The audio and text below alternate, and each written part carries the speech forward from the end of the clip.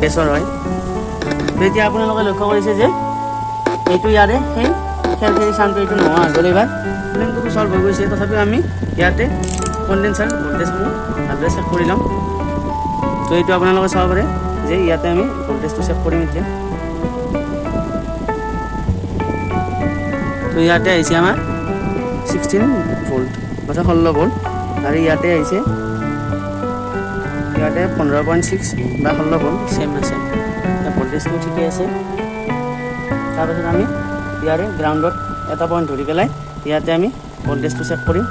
Middle পইণ্টত আপোনালোকে দেখিব চাব পাৰে 15.8 ভোল্ট পজিটিভ আৰু 15.8 ভোল্ট নিগেটিভ। এই প্ৰত্যেকটা আইচিতে এনেকুৱা চেম থাকিব। এইটো 15.8 ভোল্ট পজিটিভ, 15.8 ভোল্ট নিগেটিভ।